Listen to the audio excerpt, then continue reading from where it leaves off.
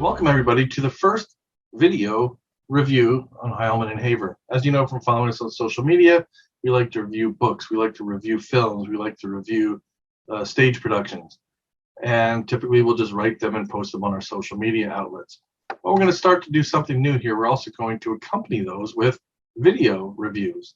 So kind of go through the written reviews that we have, maybe add a little bit here and there, but just another way to kind of take in our information. So hope you enjoy them. This is the first one.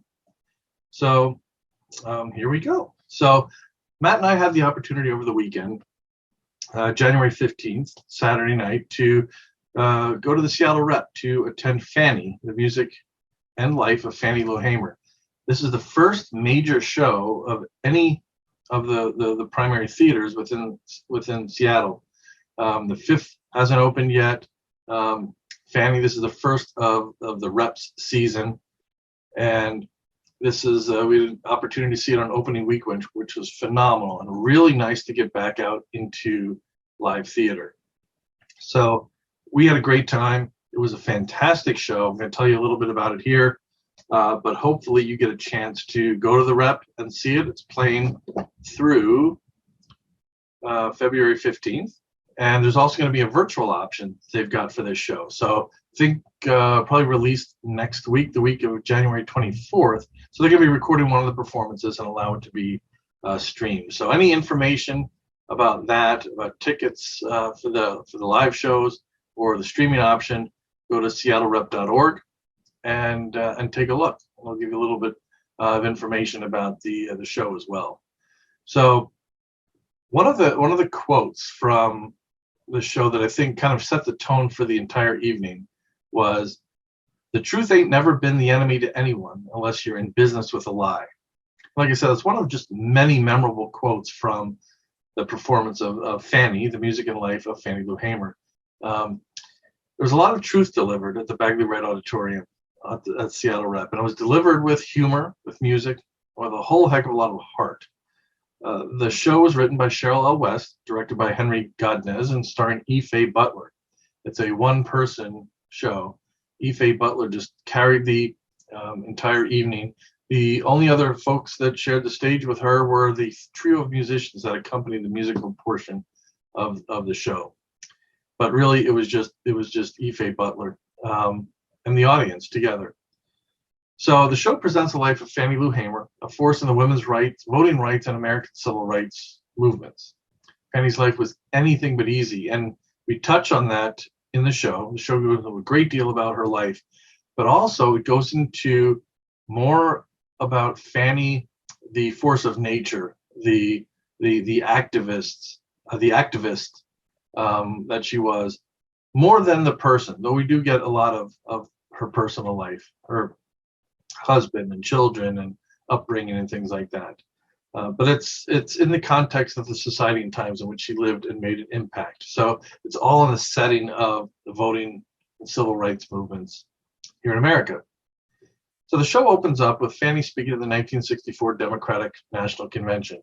She's abruptly interrupted by a television broadcast, which is LBJ, Lyndon B. Johnson, ostensibly naming a running mate for the next presidential election.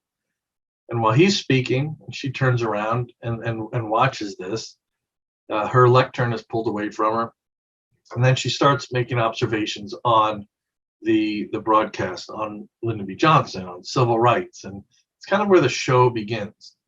And the next 80 minutes is a trip through the life of one of the bravest and most impactful, though maybe one of the lesser known activists in the civil rights movement in America. In fact, I had heard of Fannie Lou Hamer before, but didn't know a heck of a lot about her. She's not really taught in schools. You have a lot of the major, characters in the civil rights movement, a lot of the major figures, and Fannie Lou Hamer is not really mentioned all that much. But boy, is she impactful, and we get to learn more about that as the show goes on. So this is a trip that we take along with Fannie. It's really a shared experience between Fannie and the audience, and we go through all of her life's up and downs.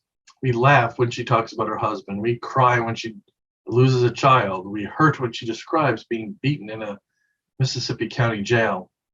But we also sing and clap together as Ife Butler's beautiful voice resonates throughout the auditorium, accentuating and uplifting the story with song. It's a shared journey through the civil rights movement from the time Fannie was turned away from just trying to register to vote through that Mississippi beating, her formation of the Mississippi Freedom Democratic Party, her run for Senate, and through to the Freedom Farm Cooperative, which she founded in her later years. All trying to move forward her people, Black people, and really everybody, as I'll get into in a little bit. So the show isn't always an easy one to watch. There are a lot of hard facts, many of which we're aware of, but ones that are more impactful when presented this way. Ife Butler is as much of a force on stage as Fannie Lou Hamer was in life.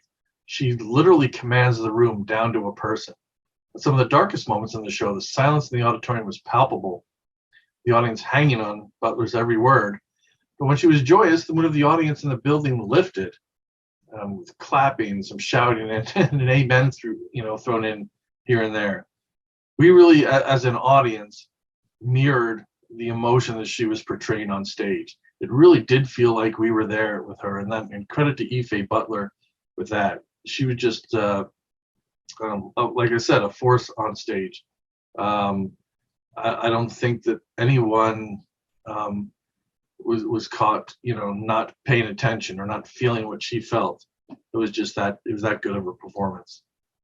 And if that wasn't enough, her singing was a coup de grace, adding a spiritual flair to the show, so much so that really it felt like times when the audience was transported to a Mississippi church. It really did feel like that in the room. Her acting is top notch. Butler's acting is top notch. Make no mistake about that. Her ability to pull the audience into the story is fantastic and adds so much depth to the story, one that's already filled with enough emotion to fill an auditorium twice the size of Bagley Wright. It's an 80-minute clinic on how to deliver a poignant life story. Between the monologues and songs and creative onstage costume change and acting out so many of Fannie's life moments, Butler was busy. And one thing that I think a number of us noticed and talked about after the show is 80 minutes of singing and shouting and crying and all of this. One drink of water, it was incredible. It was just an incredible performance. Don't know how I can just saying it's incredible, I think, is understating it because it's that good. And the Bagley Wright Auditorium, as I mentioned, was at the same time the stage of the 1964 Democratic National Convention, but also a Mississippi prison, a living room, a farm, among so many other settings throughout Fannie's life. The set was simple, with really only one moving piece, that lectern that I mentioned before. Everything else was static. There was a desk on one side, an American flag on the other, all used throughout the show. But Butler's acting was so good and brought us into the moment so much that when she was on stage in the living room, which was also these other places, you never thought that, hey, the stage is also, some other setting, or there was something there that shouldn't be there. It was just so immersive and so good that, it wasn't even really thought about.